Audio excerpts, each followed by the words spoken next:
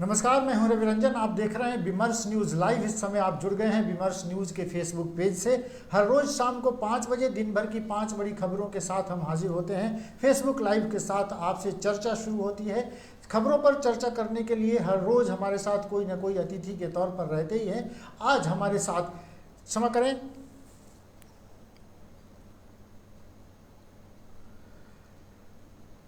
तकनीकी गड़बड़ी के कारण थोड़ा सा इंटरप्शन हुआ। आज हमारे साथ खबरों पर चर्चा करने के लिए मणिलाल जी हैं। मणिलाल जी जन मुक्ति संघर्ष वाहिनी के प्रदेश अध्यक्ष के तौर पर उनकी पहचान तो है ही, इसके साथ ही सामाजिक कार्यकर्ता, राजनीतिक विश्लेषक के तौर पर भी मणिलाल जी की चर्चा है। और इसीलिए खबरों पर विश्लेषण के लिए आज हमने मणिलाल जी को यहाँ पर बुलाया है। आपका बहुत स्वागत है विमर्श न्यूज़ में। सबसे पहली खबर हर रोज की तरह कोरोना पर करते हैं, लेकिन अब उसमें हमने थोड़ा सा बदलाव किया है। कोरोना पर अब चर्चा ज़्यादा नहीं होगी, क्योंकि कोरोना धीरे धीरे देश में कम होने लगा है। पिछले 24 घंटों में पूरे देश में कल जो 24,000 तक सबसे निचले स्तर पर था, वही घटकर अब बढ़कर आज 26,533 ये है नए केस जो मिले हैं ये पूरे देश में, और 437 लोगों की जान गई है पिछले 24 घंटों में। बिहार में ये संख्या घटकर बहुत कम हो गई है। अब बिहार में पिछले 24 घंटों में मात्र 21 मरीज मिले हैं, और जो एक्टिव केसेस हैं बिहार में वो भी घटकर अब 185 के आसपास पहुंच गया है। तो ये एक अच्छी खबर है कि कोरोना का असर धीरे धीरे कम होने लगा है, लेकिन तीसरे फेज की आशंका बनी हुई है। इसीलिए हम आपसे ये आग्रह करते हैं कि मास्क जरूर पहने, भीड़ भाड़ के इलाकों में नहीं जाएं, अगर जाना भी है तो बिना मास्क के मत जाएं, और कोरोना के लिए जो गाइडलाइन जारी की गई है उसका पालन जरूर करिए। ये मास्क मैं आपको अभी उतार रहा हूँ आपसे बातचीत करने के लिए, लेकिन आपसे आग्रह कि मास्क जरूर पहने, मास्क के बिना घर से बाहर मत निकलिए। मणिलाल जी से एक छोटी सी टिप्पणी लेते हुए हम आगे बढ़ते हैं कि कोरोना तो अब लग रहा है कि संकट धीरे धीरे टल रहा है। तीसरे फेज की जो आशंका है उससे तो ये लगना चाहिए सचेत और सतर्क रहना ही चाहिए ना। नहीं, देखिए ये बात बिल्कुल सही है और अच्छी बात है, और हम लोगों के लिए, नागरिकों के लिए खुशी की बात है कि कोरोना कम हो रहा है। लेकिन सरकार की तरफ से भी और नागरिकों की तरफ से इसको पर सावधानी में कोई कमी नहीं होनी चाहिए, और जो कोरोना का गाइडलाइन है उसका पालन होना चाहिए। क्योंकि अगर हम कहा जाता है कि सावधानी हटी तो दुर्घटना घटी, और इसलिए हम लोगों को यह मानकर नहीं चलना चाहिए कि कोरोना का जो है धीरे धीरे कम हो रहा है। हम लोगों को सावधानी बरतनी चाहिए, ताकि जब तक ये पूरी तरह से या समाप्त नहीं हो जाए तब तक हम लोग को सावधानी, इसके जो प्रोटोकॉल है, इसके जो गाइडलाइन है, सरकार को भी इसी बीच में इसकी पूरी तैयारी करनी चाहिए कि आगे वो कैसे, अगर ऐसी तीसरी बार की बात आ रही है जो उससे कैसे निपटे, इसको सरकार को भी जो मौका मिला है इसमें तैयारी करनी चाहिए। बिल्कुल, तो इसी बात के साथ हम बढ़ते हैं आज की पहली खबर की ओर। कोरोना से सजग रहिए, सतर्क रहिए, मास्क जरूर पहनिए, इसका ध्यान रखिए। बढ़ते हैं आज की पहली खबर की ओर। पहली खबर यह है कि देश के सुप्रीम कोर्ट ने, सर्वोच्च न्यायालय ने सेना पर एक तल्ख टिप्पणी की है और उसके साथ एक बहुत बड़ा आदेश जारी किया है। सुप्रीम कोर्ट ने सेना के पॉलिसी डिसीजन पर ये कहा है, ये आरोप लगाया और ये तल्ख टिप्पणी करते हुए कहा कि सेना का पॉलिसी डिसीजन जो है वो लैंगिक समानता के लिहाज से भेदभावपूर्ण है।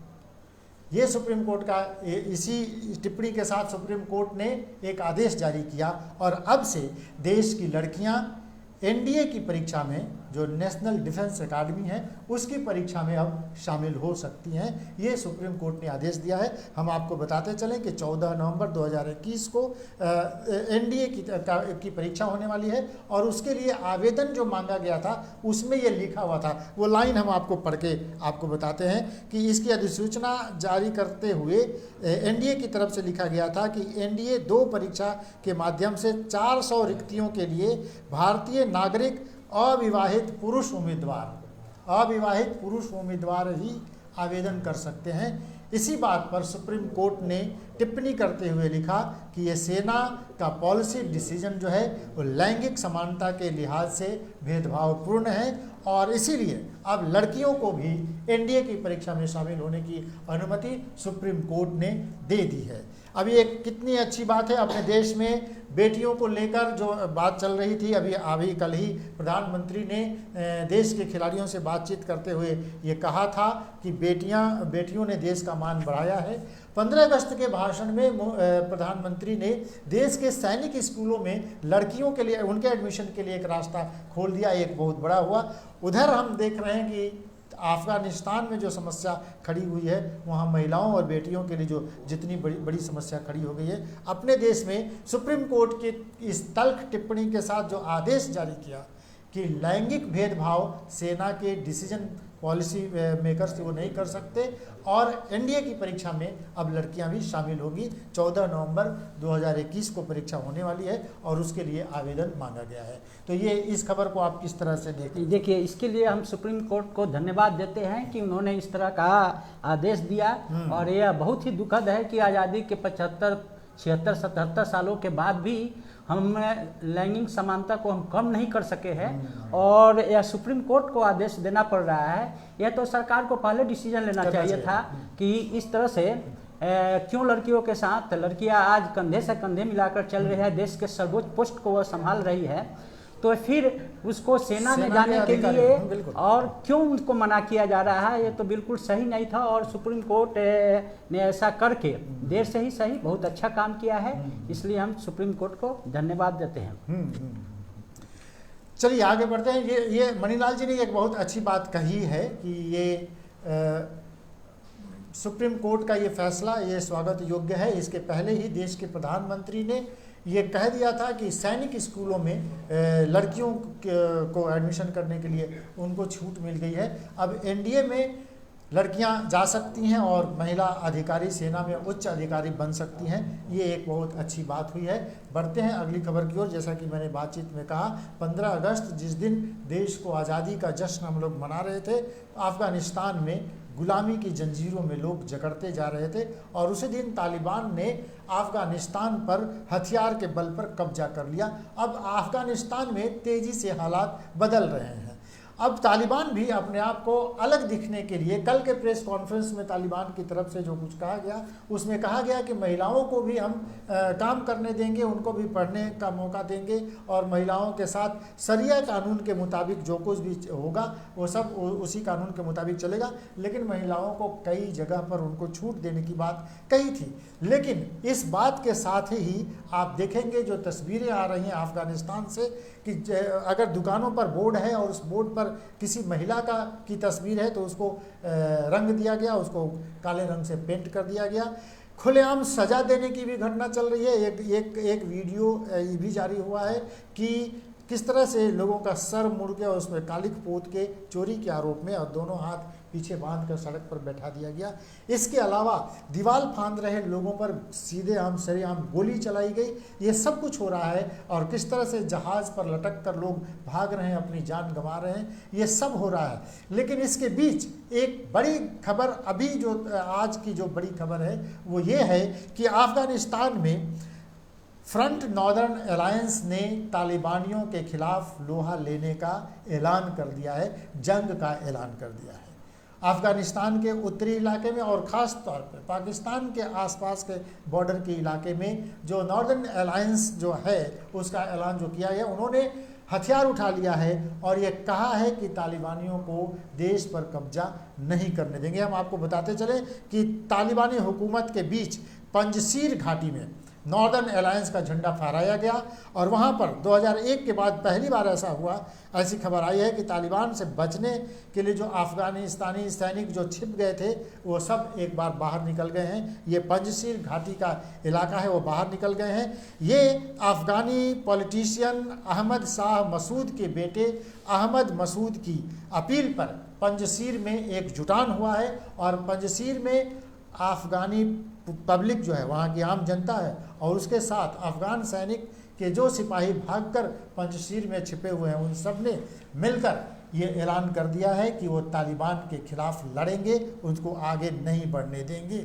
इसके साथ ही हम आपको बताते चले कि तालिबान को कई जगह पर आम जनता का विरोध झेलना पड़ा है। जलालाबाद में ऐसी ही एक घटना सामने आई जहाँ पर आम लोगों ने तालिबानियों का झंडा छीन लिया और अफ़गानिस्तान का झंडा आपको हम बताते चले कि राष्ट्रपति भवन पर कब्जा करते ही तालिबानियों ने अफगानिस्तान के झंडे को समेट दिया था और वहाँ पर तालिबान का झंडा लगा दिया था। इससे वहाँ के लोगों में नाराज़गी है और लोग कह रहे हैं कि तालिबान अपना झंडा नहीं लगा सकता, अफगानिस्तान का जो झंडा है वही झंडा। जलालाबाद में ये ऐसी घटना हुई, हालांकि तालिबानियों के साथ उसके झड़प हुई और उनको डराने के लिए तालिबानियों ने उन पर फायर कर दिया, लेकिन वह भीड़ थमने का नाम नहीं ले रही थी और एक विरोध वहाँ पर चल रहा था। तो कहना नहीं होगा कि पाकिस्तान के सटे इलाके में ये विरोध होने लगा है झंडे को लेकर भी। और उधर अब्दुल गनी बरादर जो तालिबानियों का एक बड़ा नेता है, जो पिछले 2001 से छिपा हुआ चल रहा था, किसी दूसरे देश में भाग गया था, जैसे ही तालिबान का कब्जा हुआ बरादर वहां पहुंच गया है और ऐसा माना जा रहा है कि जो नई सरकार बनेगी उसमें अब्दुल गनी बरादर बड़ी जिम्मेदारी निभा सकता है, ऐसा कहा जाता है। लेकिन तालिबानियों के खिलाफ विरोध की आवाज़ भी उठने लगे हैं। कल तो एक वीडियो जारी हुआ था, वीडियो जो वायरल हुआ था, उसमें हम देख सकते थे कि 4-5 महिलाएं, हालांकि वो बुर्का में ही हैं, लेकिन हाथों में तख्तियां लेकर तालिबानियों का विरोध कर रही थी।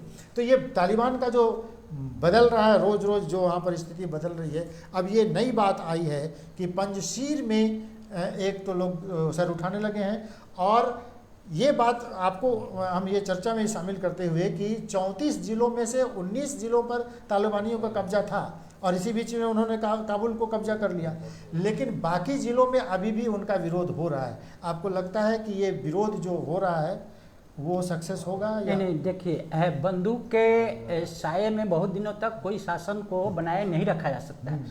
लोकतांत्रिक तरीका से जो सरकार चलती है वो अस्थायित्व ग्रहण करती है, लेकिन विश्व इतिहास गवाह है और ऐसी कई बार घटनाएं हुई है जो ये बंदूक के बल पर ये शासन स्थापित करने की जो कोशिश की जाती है। हाँ। और तालिबानी एक कट्टरपंथी इस्लामिक संगठन है, जिसके कारण जो है सो वो चाहता है, अभी जो नीतियों में बदलाव की बात कर रहा है कि हम महिलाओं को हम अपने स्थान देंगे, महिलाओं को सम्मान देंगे, ये तो वैश्विक समर्थन के लिए इस तरह की वो बातें बना रहा है। हाँ, इसलिए कि कुछ इस्लामिक कंट्री है जिसके इसके पहले जो सत्ता में आया था अफगानिस्तान में 90 के दशक में, तो उस समय 3 देशों ने उसका समर्थन किया था, मान्यता दी थी, लेकिन वह जो पूरे विश्व में चाहता है कि हमारे यहाँ जो चेहरा दागदार चेहरा है उसको थोड़ा सा हम साफ करें और इसको जो है हम लोगों से समर्थन लें, लेकिन वो ऐसा कहीं हुआ नहीं है। देखिए, धर्म के नाम पर और धर्म के आधार पर स्थापित कोई भी देश हो वो नहीं टिक सकता है। आप ले लीजिए कि 1947 में हमारे देश का जो बंटवारा हुआ तो उसके पास पाकिस्तान बना, वो धर्म के प्योर धर्म के आधार पर हुआ था, और उसके 1971 में वो देश टूट गया, वो टूट गया और बांग्लादेश का निर्माण हुआ। और जबकि वो एक तरफ से उस समय उस तरह का तालिबानियों के तरह उस तरह कट्टरपन उस तरह का नहीं था बंदूक के साये पर। और ये लोग जो कर रहे हैं वो मुझे उम्मीद है कि पूरा विश्व इनके साथ नहीं रहेगा, कुछ लोग उनके साथ रहेंगे, वो अपने अपने नीतियों के कारण अपने कुछ उनका उसमें इंटरेस्ट है, लेकिन वो जो चाह रहे हैं वो एक अस्थायित्व सरकार देने का, और वो मुझे लगता है कि वहाँ की जनता स्वीकार नहीं करेगी और एक डर के साये से निकलकर उनका प्रतिरोध भी करेगी और अंत तक तालिबानियों को जो उनका मकसद है वो मुझे नहीं लगता है कि वो पूरा होगा। एक तो और बात है कि जिस तरह से वो कह रहे हैं कि हम बदल रहे हैं, लेकिन सड़क पर जो उनका जो एक्शन दिख रहा है वो नहीं लग रहा है कि वो बदल रहे हैं। कल एक तस्वीर बहुत ये आई थी, बहुत उस पर लोग हंस भी रहे थे कि काबुल के एक अम्यूजमेंट पार्क में तालिबानी घुस गए, बच्चों के खिलौने से खेलने लगे, बच्चों की जो छोटी छोटी गाड़ियाँ थीं, छोटे छोटे घोड़े थे, उन घोड़ों पर वो 2-2 लोग सवार हो गए और खूब धमाल मचाया अम्यूजमेंट पार्क में। बच्चे जिस पर जंप करते हैं, जो गद्दे जैसा एक खेल उनका होता है, उस पर वो तालिबानी हथियार के साथ जंप करने लगे, कूदने लगे। ये सब तमाशा कई घंटों तक उन्होंने किया और आज ये खबर आई है कि उस अम्यूजमेंट पार्क को तालिबानियों ने आग लगा दिया, उसको जला दिया, पूरी तरह से ख़त्म कर दिया है।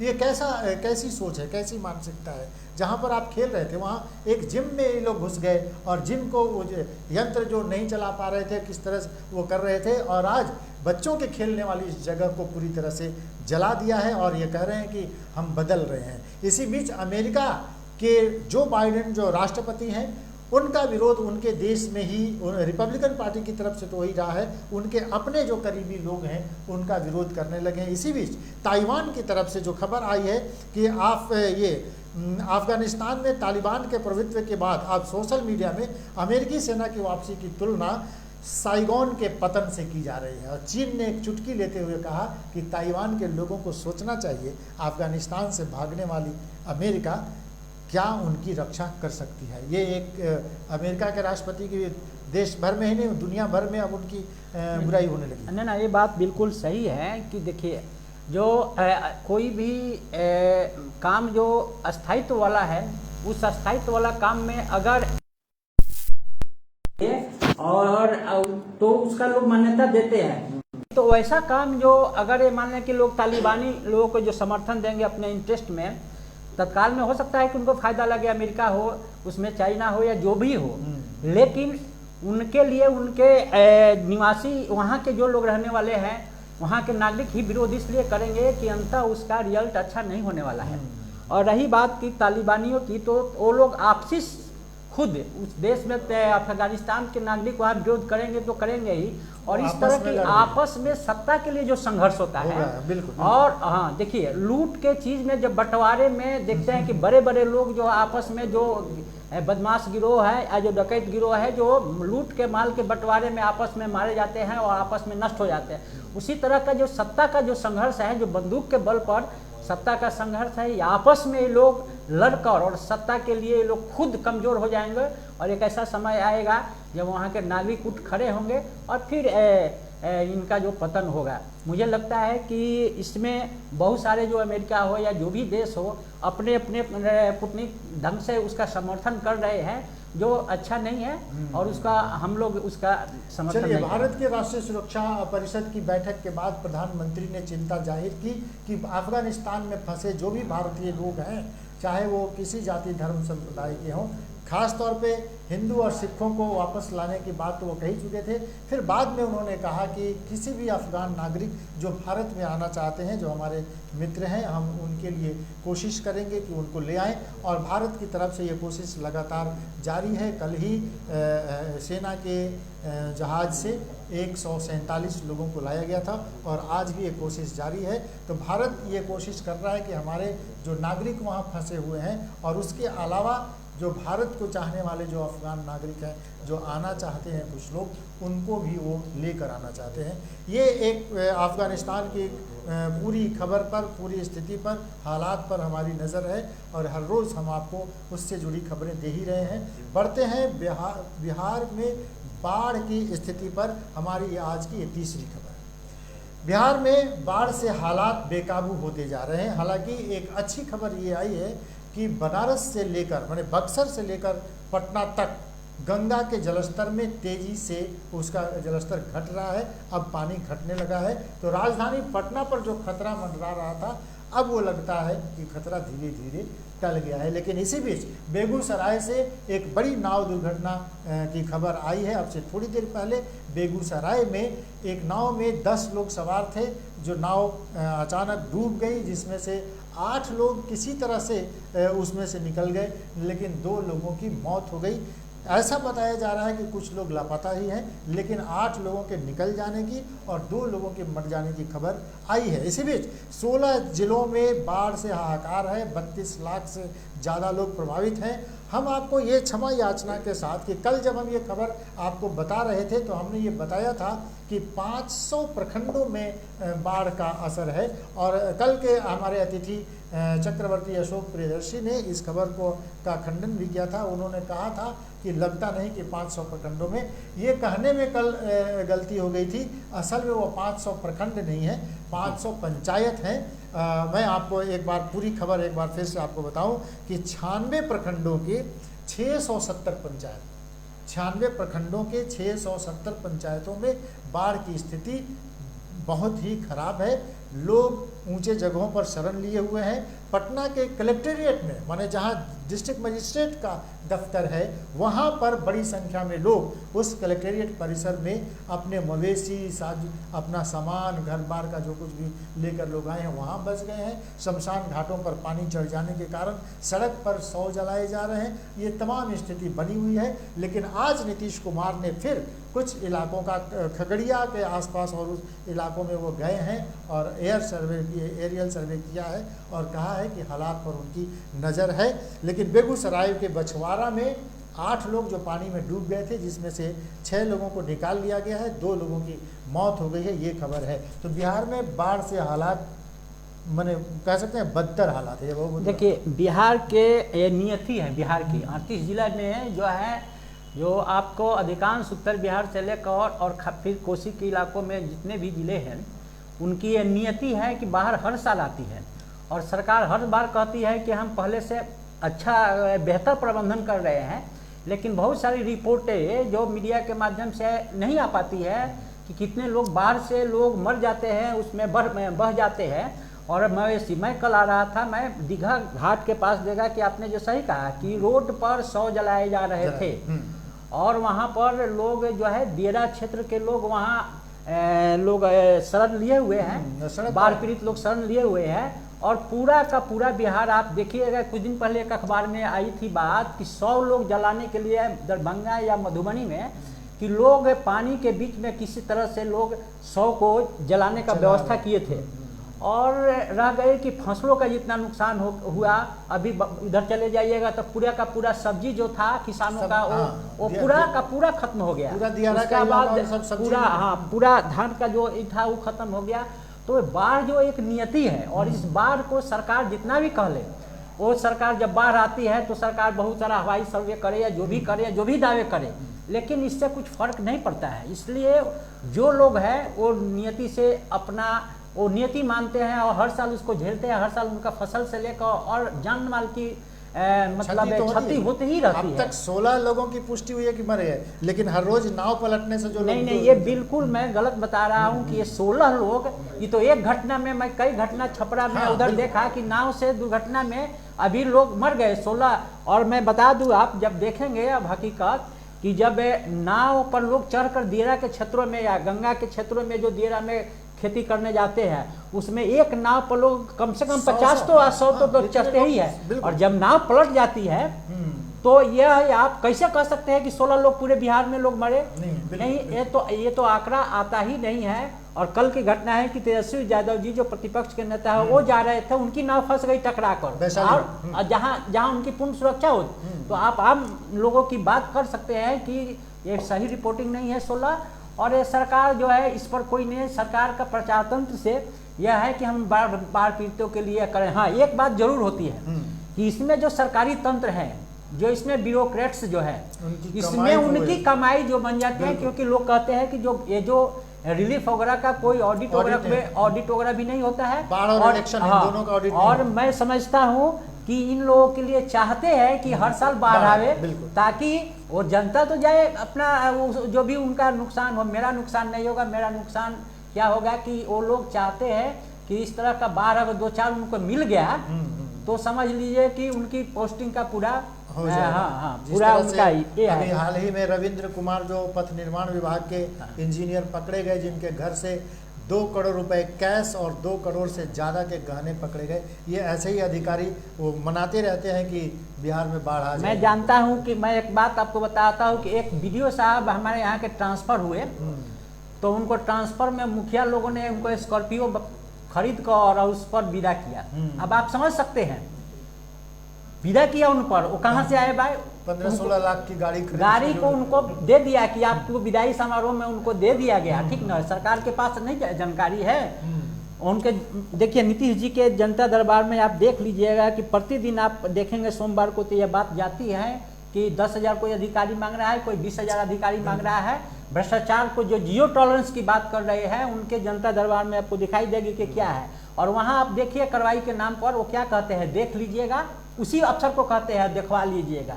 ठीक ना, क्या आप ऐसी करते हैं? आप उस पर कोई कार्रवाई नहीं करते। कोई भी कार्रवाई बताए कि जिस पर आरोप लगा कि वो पैसा मांग रहा है, और वह मुख्यमंत्री के संज्ञान में आया, उस पर क्या कार्रवाई हुई है। कल भी तो नीतीश बिल्कुल है। कुमार को भागलपुर में जब बाढ़ग्रस्त इलाकों का वो दौरा कर रहे थे और एक शिविर में जब वो पहुंच गए जहां पर लोगों को शेल्टर दिया गया था और किचन कम्युनिटी किचन वहां चल रहा था, बड़ी संख्या में लोग नीतीश कुमार के इर्द गिर्द खड़े हो गए और सबने वहां के अधिकारियों के भ्रष्टाचार का जोरदार विरोध किया और बड़ी जमकर शिकायत की नीतीश कुमार से और कहा कि भ्रष्ट अधिकारी उनको जो मिलना चाहिए वो मिलने नहीं देते और उनके लिए जो जरूरी इंतजामात हैं वो होने नहीं देते। नीतीश कुमार केवल बैठकों में ये कह देते हैं कि निर्देश दे दिए गए हैं और सबको करने को कह दिया गया है, लेकिन असल में होता नहीं। मणिलाल जी उसी ओर इशारा कर रहे थे कि भ्रष्ट अधिकारियों ने वो चाहते रहते हैं कि बिहार में बाढ़ आ जाए और फिर उनकी कमाई का एक जरिया खुल जाए। आप तो यही कह रहे हैं। नहीं ना, बिल्कुल बात यही है।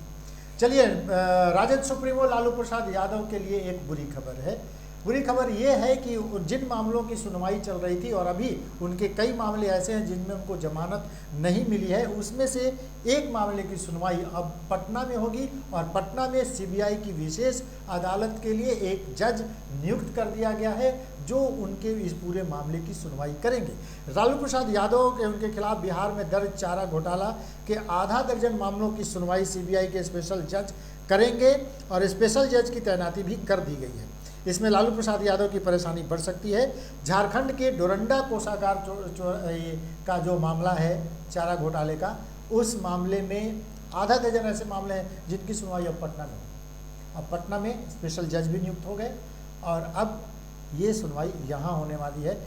वहाँ तो लालू प्रसाद यादव के लिए अनुकूल सरकार थी, लेकिन बिहार में उनके लिए अनुकूल सरकार नहीं है कि वहाँ तो जेल में वो नहीं रहे, ज़्यादातर रिम्स में रहे, लेकिन यहाँ उनकी मुश्किल बढ़ सकती है। आप इसको कैसे देख रहे हैं? देखिए, ये तो न्यायिक प्रक्रिया का भाग है। कहाँ पर किस चीज़ की सुनवाई होगी वो तो तय करते हैं लोग। वो तो कोर्ट का मामला है, कोर्ट तय करता है कि वो जो झारखंड में सुनवाई हो या वो बिहार में सुनवाई हो और कहाँ पर सुनवाई हो, इसके लिए कौन जज नियुक्त होंगे वो उनका मामला है और उसमें हम लोग कुछ नहीं कर सकते हैं कि वो लोग अपना बात जो है सो अपनी सुविधा के अनुसार करते हैं। रही बात की लालू जी की, तो लालू जी को वहाँ बिल्कुल बात सही है कि वहाँ उनकी सुविधा थी, उनके अनुकूल सरकार थी और यहाँ वैसे अनुकूल सरकार नहीं है, लेकिन इससे कोई फर्क नहीं पड़ता है। जो कि न्यायिक प्रक्रिया में अगर न्यायिक प्रक्रिया अगर सही है बस उनको तो इससे कुछ फर्क नहीं पड़ता है। न्यायाधीश को अपना काम करना है और न्यायालय को अपना काम करना है, जिसमें हम लोगों को भरोसा रहना चाहिए। और अगर कुछ किया गया है हाई कोर्ट ने या कोई न्यायालय ने अगर किया है तो कुछ सोच कर किया होगा। तो चलिए, डोरंडा कोषागार मामले में अब लालू प्रसाद यादव के खिलाफ जो रांची में केस चल रहा था उसके लिए स्पेशल सीबीआई कोर्ट यहाँ पर बैठेगी और उसके स्पेशल जज की भी बहाली हो गई है और वो पटना में अब वो सुनवाई होगी। ये लालू प्रसाद यादव के लिए बहुत अच्छी खबर नहीं है, फिर भी जैसा कि मणिलाल जी कह रहे हैं ये तो न्यायिक प्रक्रिया की बात है और उस पर हम ज़्यादा टिप्पणी नहीं कर सकते। ये अब देखना होगा कि लालू प्रसाद यादव के लिए कितना मुश्किल भरा होगा। बढ़ते हैं आज की अगली खबर, जो आखिरी खबर हमारी है। हालांकि इसके साथ एक दो खबरें और उस पर हम आपसे चर्चा करेंगे, लेकिन CTET परीक्षा जो शिक्षक बहाली के लिए बिहार में हुई थी 2019 में और उसमें जो गड़बड़ी हुई थी बहाली में, उसको लेकर उस समय से अभी तक जो छात्र हैं परीक्षार्थी हैं वो नाराज़ हैं, आंदोलनरत हैं और लगातार वो आंदोलन कर रहे हैं। आज गांधी मैदान में बड़ी संख्या में शिक्षक पहुंचे थे, अपनी बहाली की मांग को लेकर अभ्यर्थी पहुंचे थे और रोषपूर्ण प्रदर्शन किया था गांधी मैदान में, जहां पर पुलिस पहुंच गई। पुलिस के साथ उनकी झड़प हुई और उस झड़प के बाद 100 से ज़्यादा अभ्यर्थियों को पुलिस ने गिरफ्तार कर लिया, उनको जेल भेजने की तैयारी हुई। और इस रोषपूर्ण प्रदर्शन में ये बताया जा रहा है कि पुलिस और छात्रों के साथ जो झड़प हुई उसमें कई लोग घायल भी हो गए। ये 40,000 शिक्षकों के पद खाली हैं। ये इनकी मांग है कि 2019 में जो परीक्षा हुई थी उस परीक्षा के आधार पर जो 40,000 सीट खाली है उसके कोटिवार कोई उसका वो लिस्ट बना नहीं है। वो मांग कर रहे हैं कि उनका कोटिवार लिस्ट बना के उन 40,000 शिक्षकों को बहाल किया जाए। और ये मांग 2019 से लेकर अब तक वो आंदोलन पर हैं, लेकिन उनकी सरकार सुन नहीं रही। बिहार में एक बड़ी आबादी जो शिक्षक बहाली को लेकर एक संघर्ष कर रही है और उससे एक बड़ी आबादी उससे प्रभावित होगी, जुड़ी हुई है। उसके लिए एक महत्वपूर्ण खबर ये है कि आज पटना के गांधी मैदान में उन शिक्षकों के, हालांकि लाठी चार्ज तो नहीं हुआ, लेकिन एक बहुत झड़प हुई और उस झड़प के बाद 100 से ज़्यादा लोगों को गिरफ्तार कर लिया गया। अब ये जो कहते हैं अगर तुम करोगे प्रदर्शन और धरना करोगे तो नौकरी नहीं मिलेगी, ये वही सरकार है और ये वही सरकार। देखिए, इसमें कहना है कि नीतीश जी कहते हैं कि हम 74 आंदोलन की उपज हैं, ठीक ना। वो जो आंदोलन हुआ था वो तानाशाही के खिलाफ था, भ्रष्टाचार के खिलाफ था और नौजवानों का वो आंदोलन था। और वही उसी की उपज कहने वाले आज पूरे बिहार में जो है उन्होंने तो लोकतंत्र को, अभिव्यक्ति की आज़ादी को पूरी तरह से समाप्त कर दिया है। इन्हीं के हम लोग शासनकाल में लोग यहाँ तक कि पटना के अंदर कोई प्रदर्शन करना जो कि मौलिक अधिकार है, सुप्रीम कोर्ट भी कई बार इसको कह चुका है कि अभिव्यक्ति की आज़ादी को आप नहीं रोक सकते हैं, मौलिक अधिकार है, लोग धरना प्रदर्शन कहीं करेंगे। लेकिन इनकी पुलिस जो है सो हर जगह और रोक लगाई हुई है और वहाँ पर आपको गर्दनी बाग में कह दिया जाता है, वहाँ भी आपको परमिशन देने की जरूरत है। आप अगर गर्दनी बाग में जिन्होंने निर्धारित किया है यहाँ की सरकार ने कि आप वहाँ धरना देंगे और वहाँ धरना देने के लिए आपको 48-72 घंटा पहले आपको पुलिस से परमिशन लेनी पड़ती है। और जब आप परमिशन लेने जाएंगे तो प्रक्रिया है कि वो पुलिस परमिशन नहीं देती है, वो आपको यहाँ से वहाँ दौड़ाती है। साहब, आप कहते हैं कि हम 74 आंदोलन के, हम लोकतंत्र के जो है सबसे बड़े देश के और मुख्यमंत्री हैं, आपने तो लोकतंत्र को ख़त्म कर दिया। यह जो बात रह गई कि छात्र लोग जो आंदोलन कर रहे हैं, तो बेरोजगार जो है ना किसी भी सरकार के लिए वो बहुत ही फलदायक चीज़ है।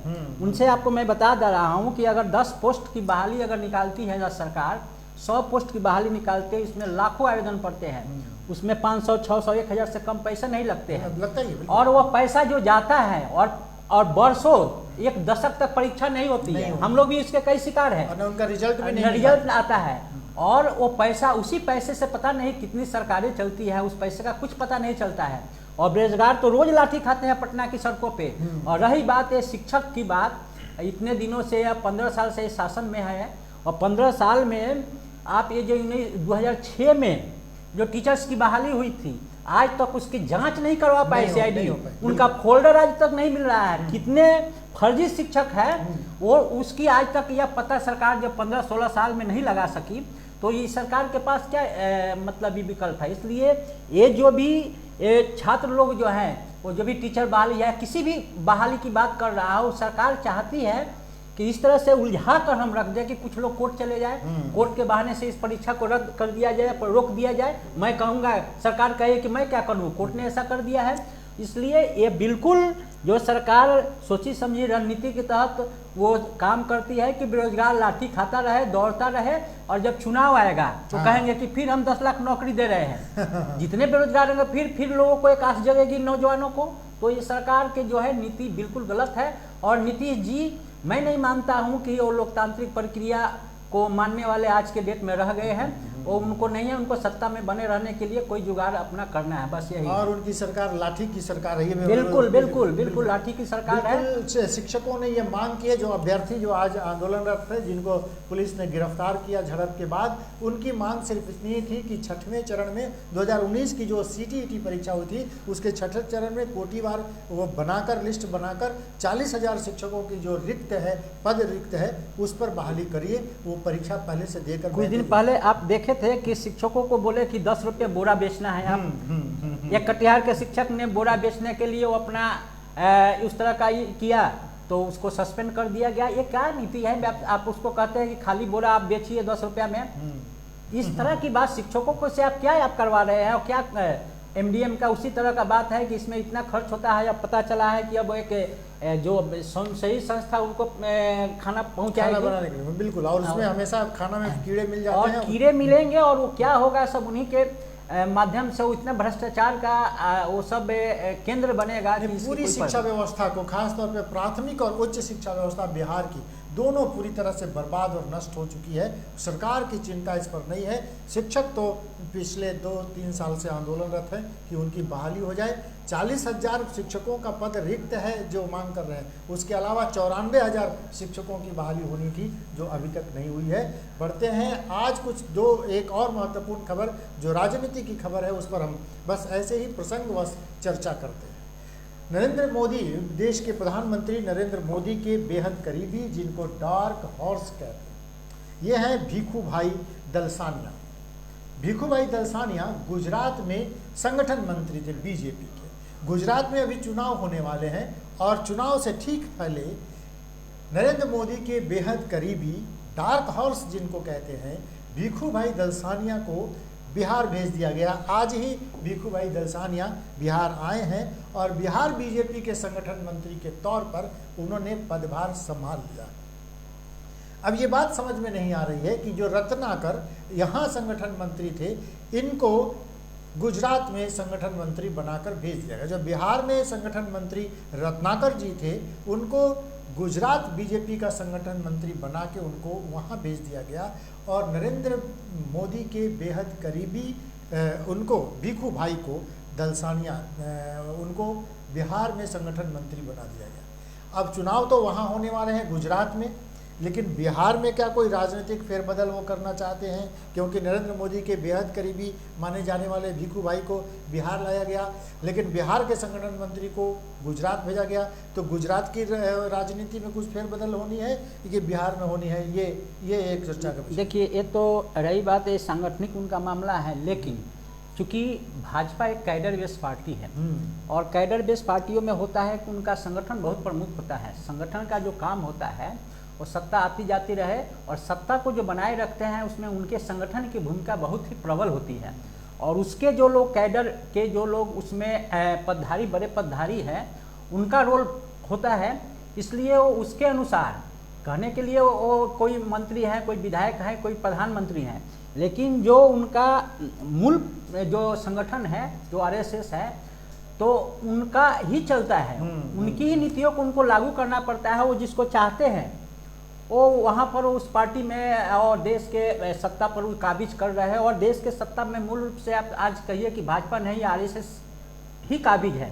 क्योंकि आज पहली बार आप नहीं देख रहे हैं कि देश में कैबिनेट के पूरे मीटिंग में वो प्रधानमंत्री आरएसएस के बैठक में पूरे कैबिनेट को लेकर चले जाते हैं। ये पहली बार इस देश में हो रहा है। तो आप समझ लिए कि जो देश के शासक है आज वो आरएसएस के पूरे तरह से लोग ही हैं। तो इसलिए बिहार में भी वो चाह रहे हैं, हाँ, बिहार में और इससे कि ये हमारे संगठन मजबूत हो और वो अपने मन चाहा यहाँ पर सरकार पर पकड़ हो, सरकार पर पकड़ हो और यहाँ नीचे से सांगठनिक रूप से नीचे से मजबूत बनाने का काम ऐसे अपने लोगों को देंगे कि ताकि वो अपने मन माफिक जो करना चाहते हैं वो अपना करवा सके। और गुजरात में भी, गुजरात तो उनका है ही, इसलिए वो अंदर से वो लोग अपनी तैयारी कर रहे हैं। वो आंतरिक तैयारी है सत्ता में पकड़ बनाए रखने के लिए, और उसमें भी संघर्ष है। उसमें भी अपने जो लोग हैं वो चाहते हैं कि हमारे लोग रहे जाके आगे हम उस पर काबिज हो सके, हमको अपना सत्ता चलाने में या कुछ करने में हमको सहूलियत हो। यही बात। भीखू भाई दलसानिया नरेंद्र मोदी के बेहद करीबी जाने जाते हैं। उनको बिहार में भाजपा के संगठन मंत्री के पद पर यहाँ पर लाकर बैठाया गया और आज ही उन्होंने पदभार संभाला है। तो ये चर्चा जरूरी थी कि ये गुजरात की राजनीति में कोई फेरबदल हो रही है कि बिहार की राजनीति में, क्योंकि बिहार में जो संगठन मंत्री थे उनको गुजरात ले जाया गया। तो अब ये कहाँ क्या करना है, ये दिलचस्प, ये राजनीति एक दिलचस्प मोड़ पर है, ये देखना भी दिलचस्प होगा। चलते चलते एक छोटी खबर की चर्चा हम जरूर करेंगे। बिहार की एक लड़की अपर्णा जिसका नाम है, अपर्णा ने 28 दिनों में 8 राज्यों की यात्रा करते हुए 3306 किलोमीटर साइकिल चलाते हुए वो केरल पहुंच गई और केरल से वापस आ गई। तो ये एक बहुत चर्चा का विषय है। वो लड़की अपर्णा ने वो एक तरह से इतिहास रच दिया है।